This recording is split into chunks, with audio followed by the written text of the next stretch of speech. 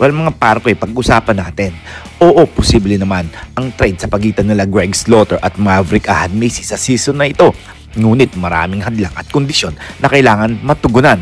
Bibigyan kita ng maraming detalyadong paliwanag kung bakit pwede at ano ang mga kailangan isaalang-alang. Well, pag-usapan natin bakit pwedeng may trade. Contract, salary, demands. Para kay Greg Slaughter, may mga balita na humihiling siya ng mataas na sweldo, allowances at iba pang adds-on sa kanyang kontrata. Ngunit hindi siya aayusin sa kasalukuyang team. Pwedeng silang magbenta ng kanyang signing rights o isama sa trade package. Para kay Ahad-Macy, may mga balita na gusto niyang lumabas sa Hinebra. May trade request umano siyang ginagawa.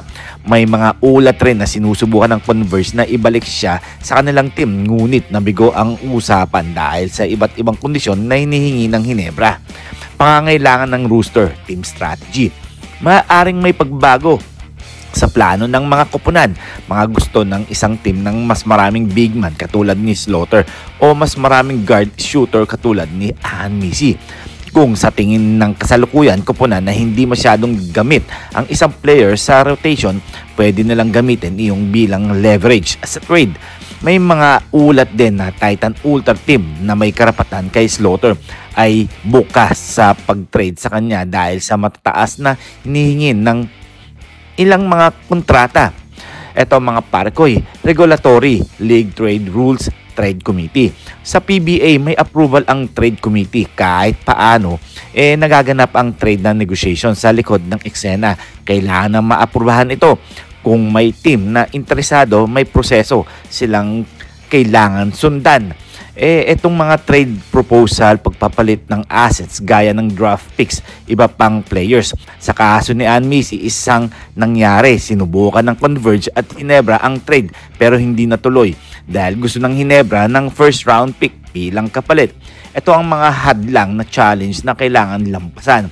Hindi na pagkakasundo sa halaga kapalit kung ang isang team ay nag-demand ng mataas na kapalit.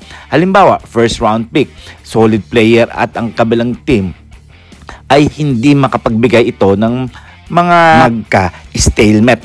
Sa kaso ni Ahad-Macy, may report ng Hinebra na humihingi ng first round pick kaya hindi natuloy ang usapan ng Converge.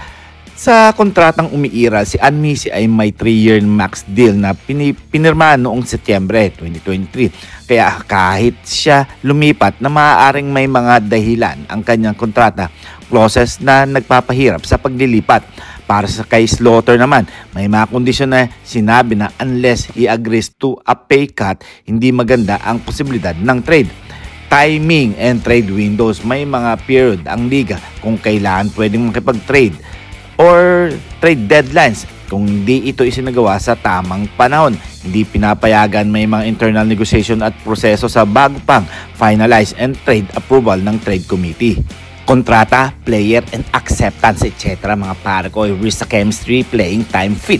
Kahit matuloy ang trade, kailangan tingnan kung babagay ang bagong player sa sistema ng team, kahinaan sa fit o overlap o sa posisyon ay pwedeng maging problema. Halimbawa, kung may existing star guard na sa team na kaya namang mag-rotate, maaaring hindi masyadong magamit si Ahad-Macy sa bagong team o mababawasan ang kanilang team.